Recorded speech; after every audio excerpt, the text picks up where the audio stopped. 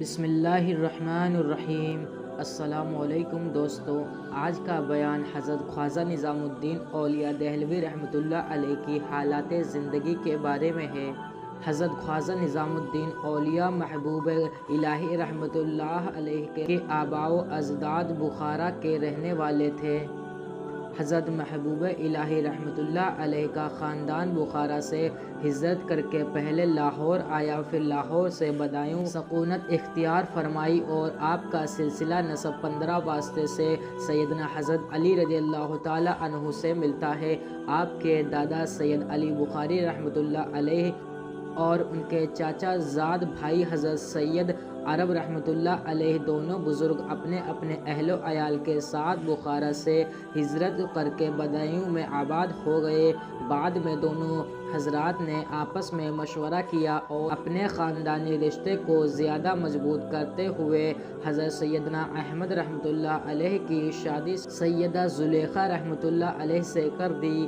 آپ کی والدہ ماجدہ کا نام سیدنا زلیخا تھا، جو سید عرب کی بیٹی تھی اور زہد اور تقوی میں کمال درجہ رکھتی تھی، عبادت گزار اور شب بیدار تھی، اپنے وقت کی ولی کاملہ تھی اور ان کو اپنے وقت کی رابعہ بصری بھی کہا جاتا تھا۔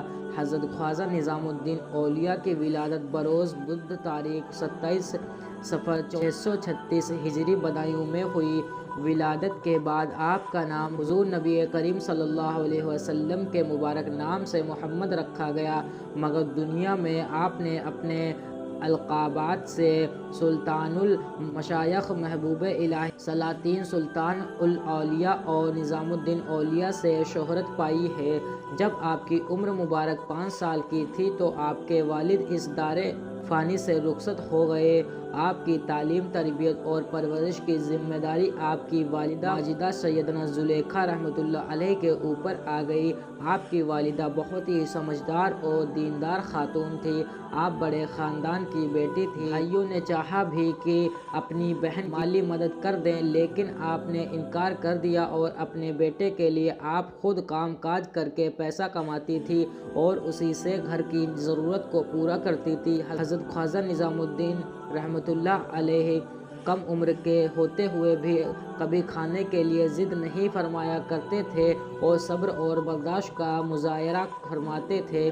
جس روز گھر میں فاقے کی نوبت آتی تو آپ اپنی والدہ ماجدہ سے کھانا طلب فرماتے تو آپ کی والدہ ماجدہ ارشاد فرماتی کہ بیٹا، آج ہم اللہ تعالیٰ کے مہمان ہیں۔ حضرت محبوب الہی اس واقعہ کا ذکر کرتے ہوئے فرماتے ہیں کہ جب میری والدہ ماجدہ مجھ سے یہ فرماتی تھی کہ آج ہم اللہ تعالیٰ کے مہمان ہیں تو ان کی بات سن کر مجھے بہت خوشی ملتی تھی اور میں اس انتظار میں رہتا تھا کہ کب میری والدہ ماجدہ یہ ارشاد فرماتی ہیں کہ آج ہم اللہ تعالیٰ کے مہمان ہیں، اس لیے کہ ان کے یہ کہنے سے مجھے جو خوشی اور سکون ملتا تھا وہ بیان سے باہر ہے کہ والدہ ماجدہ نے آپ کو قرآن مقدس کی تعلیم کے لیے مدرسہ میں داخلہ فرمایا۔ بہت جلد آپ نے قرآن مقدس کو حفظ کر لیا۔ اس کے بعد اور تعلیم حاصل کرنے کے لیے آپ اپنی والدہ ماجدہ اور اپنی ہمشیرہ اور آپ نے ایک عزیز رشتہ دار کے ساتھ بدایوں سے دلی تشریف لائے۔ دلی میں آپ رحمۃ اللہ تعالیٰ علیہ نے اپنے وقت کے بڑے بڑے بزرگان دین سے علم دین حاصل کیا۔ آپ نے اور کمال درجے تک پہنچ گئے، دینی علوم مکمل ہو گئے تو آپ کو قاضی القضات بنانے کے لیے لاہور تشریف لانے کو کہا گیا۔ آپ لاہور میں قاضی القضات کی مسند سنبھالنے کو تشریف لے جا رہے تھے کہ راستے میں ایک فقیر مجذوب بیٹھے ہوئے ملے۔ انہوں نے پوچھا کہ نظام الدین کہاں تشریف لے جا رہے ہو؟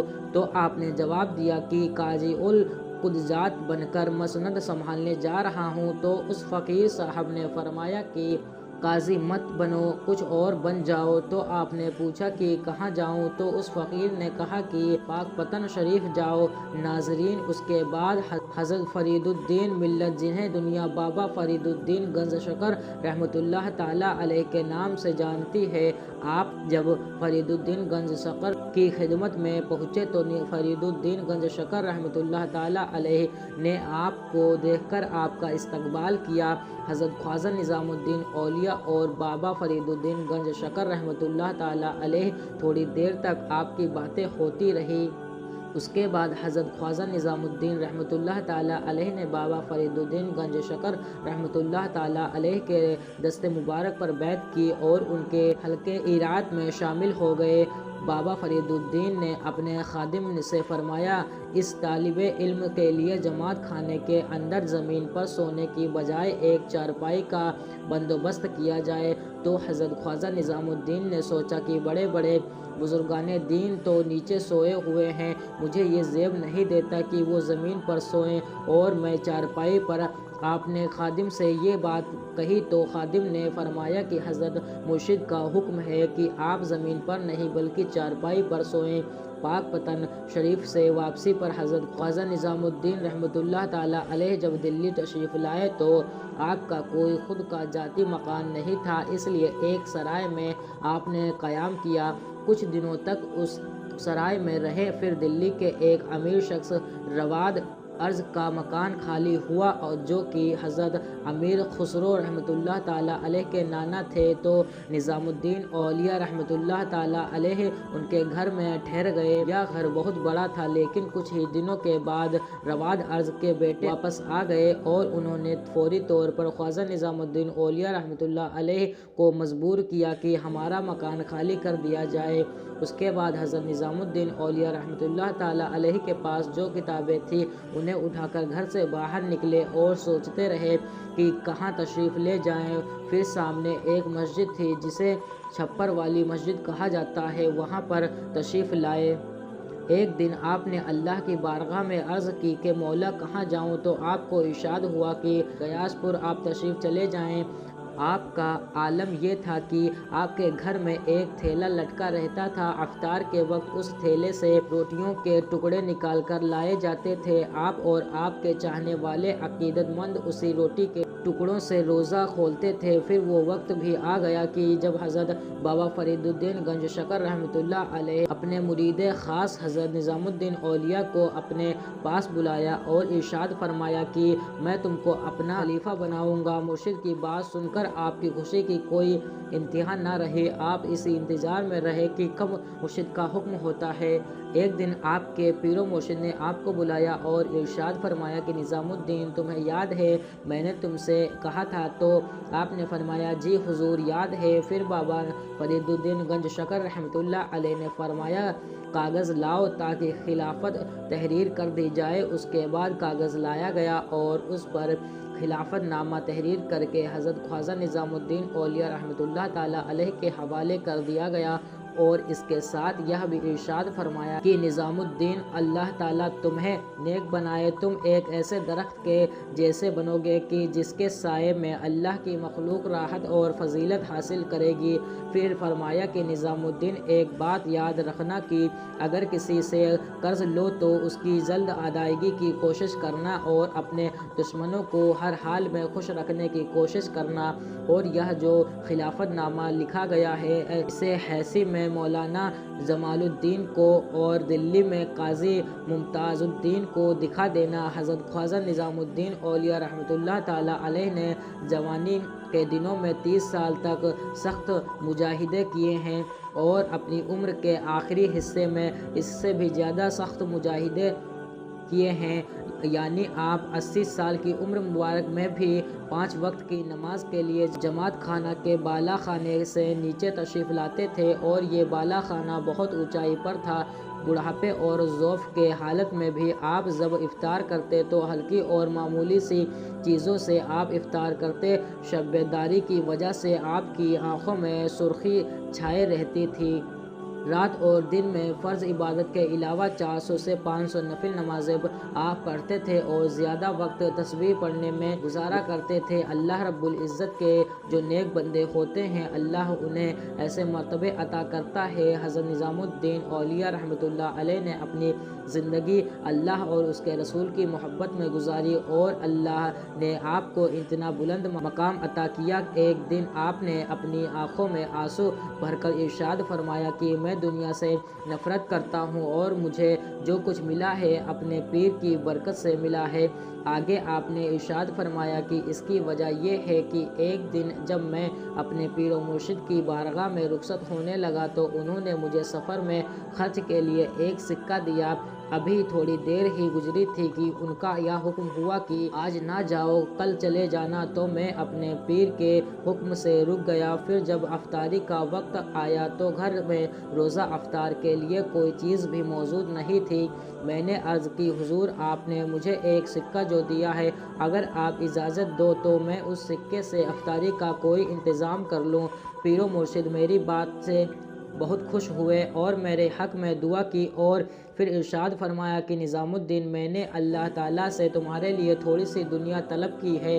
حضرت نظام الدین اولیاء فرماتے ہیں مرشد کی یہ بات سن کر میں لرز گیا۔ میرے دل میں یہ خیال آیا کہ بے شمار بزرگ اس دنیا کے فتنے میں مبتلا ہو گئے ہیں۔ یہ خیال ابھی میرے دل میں آیا ہی تھا کہ میرے پیر و مرشد بابا فرید الدین گنج شکر رحمۃ اللہ علیہ نے مجھ سے فرمایا کہ تم تسلی رکھو، تم کسی فتنے میں نہیں مبتلا ہونے والے۔ مرشد پاک کی یہ بات سن کر میں بہت ہی خوش ہوا۔ پھر فرمایا کہ ایک شب میں نے رات کے آخری پہر میں دیکھا کہ مکان کے صحن میں ایک عورت جھاڑو لگا رہی ہے۔